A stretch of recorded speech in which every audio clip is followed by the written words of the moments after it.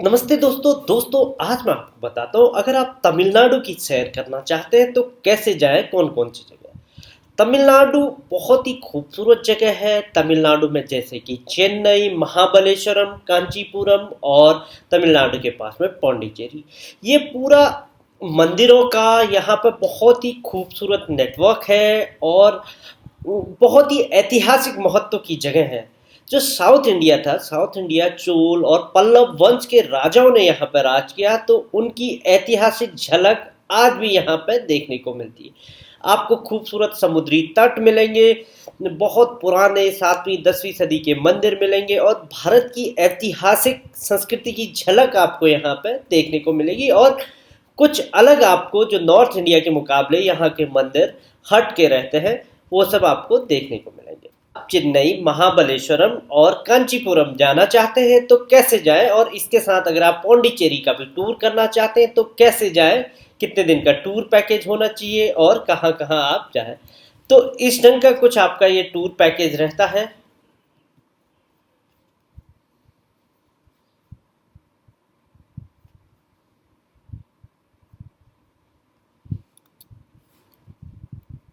तो इस ढंग का ये टूर पैकेज रहता है। सबसे पहले दिन आप चेन्नई पहुंच जाते हैं। चेन्नई से चेन्नई का लोकल साइट सीइंग करेंगे। दूसरे दिन वहां से हम चले जाएंगे कांचीपुरम, कांचीपुरम का साइट सीइंग करेंगे। तीसरे दिन वहां से महाबलेश्वरम जाएंगे, महाबलीपुरम चले जाएंगे और वहां का साइट सीइंग करेंगे। चौथे दिन वहां से हम चले जाएंगे पौंडीचेरी, पौंडीचेरी का साइट सीइंग करेंगे और पांचवें दिन पौंडीचेरी से वापस चेन्नई के लिए रवाना हो जाएंगे।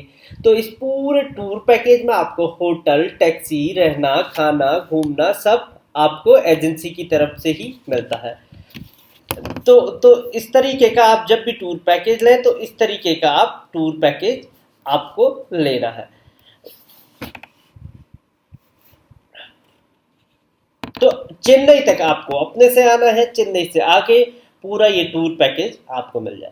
तो आइए आप डे वाइज पूरा प्लान जानते हैं, कैसे कैसे ये आपका टूर पैकेज होगा, कौन कौन सी जगह आप घूमेंगे और कहाँ कहाँ आपको जाना है। तो सबसे पहले आपको चेन्नई पहुंच जाना है।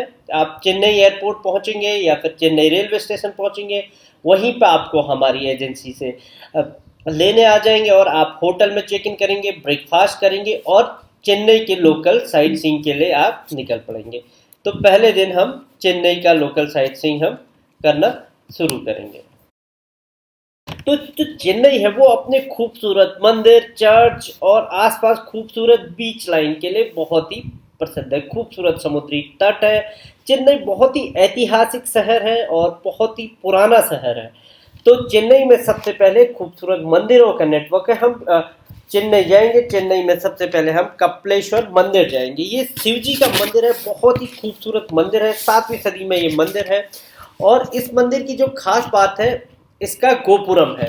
यानी हर जो साउथ इंडिया का मंदिर होता है, साउथ इंडिया के मंदिरों की एक खास बात होती है, इनका एक गोपुरम होता है। यानी एक द्वार होता है, बहुत बड़ा सा एक द्वार होता है जिस पर अलग अलग टाइप की मूर्तियां बनी रहती हैं और चित्रकारी बनी रहती है। जो मुख्य देवता होते हैं उनकी चित्रकारी बनी रहती है और नीचे काफ़ी चौड़ा होता है, ऊपर जैसे जैसे ऊपर पहुंचते पहुंचते ये संकरा हो जाता है। तो हर साउथ इंडिया के मंदिरों में आपको इसी ढंग की मिलेगी। तो जो इसको कहा जाता है गोपुरम, बहुत ही खास गोपुरम है इसका।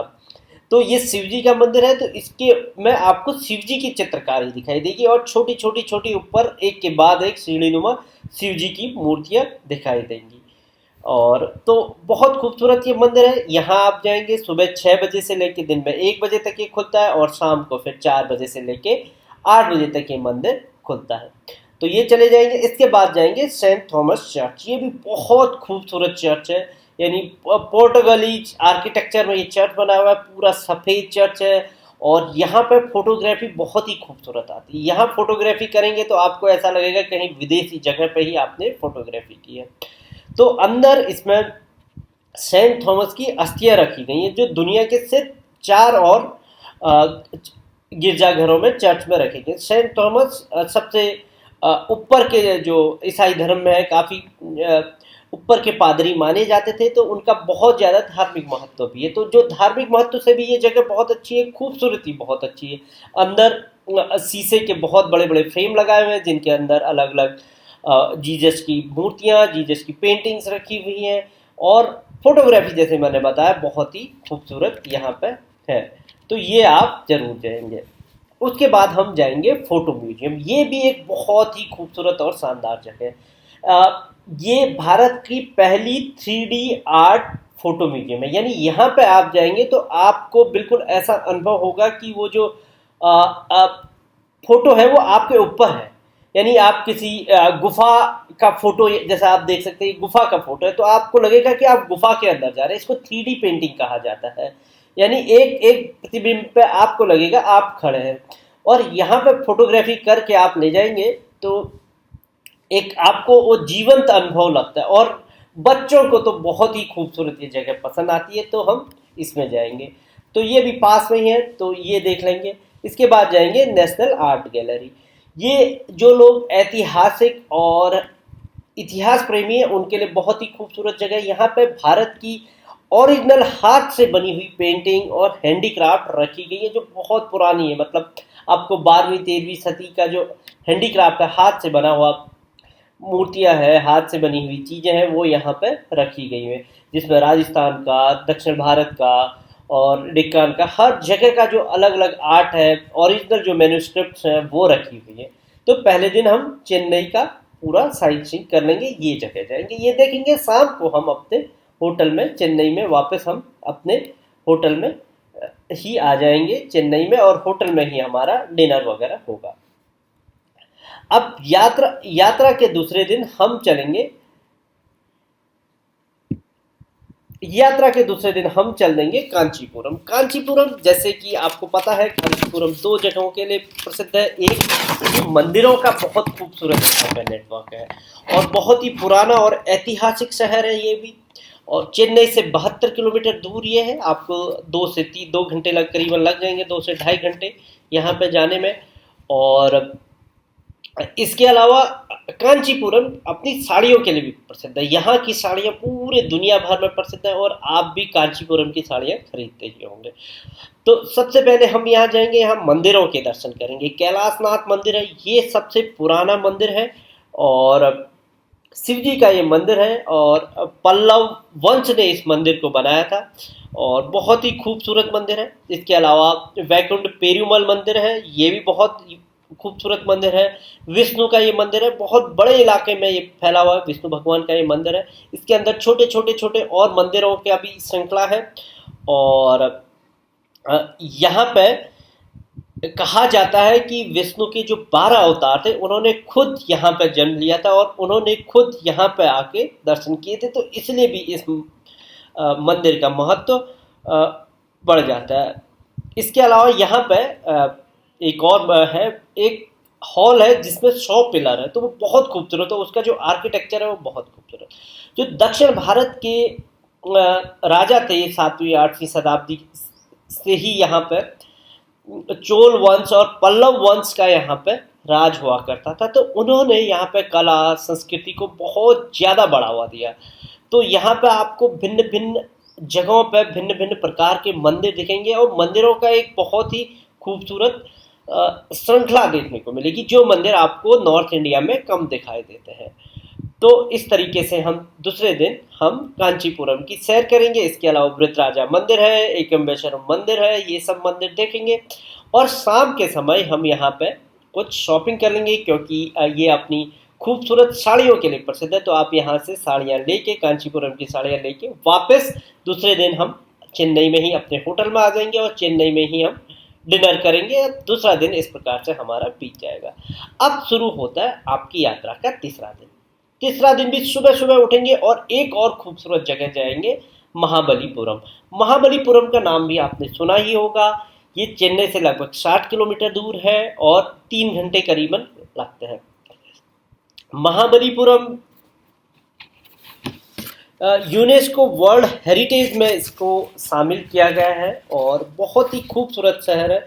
अगर आपको याद हो तो अभी अभी जब चीन के राष्ट्रपति भारत आए थे, तो प्रधानमंत्री मोदी ने उनको इसी शहर में यहाँ पर उनकी बातचीत हुई थी। और इसका कारण ये था कि जो महाबलीपुरम है इस शहर में ही उनको उनका स्वागत किया था और यहीं वो रुके थे एक दिन, और उन्होंने इस पूरे महाबलीपुरम के मंदिरों के उनको दर्शन कराए थे।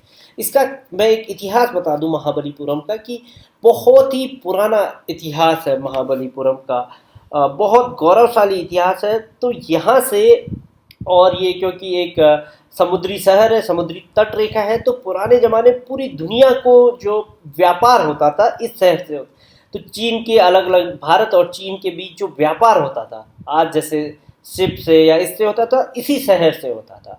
तो इसका बहुत ऐतिहासिक महत्व है।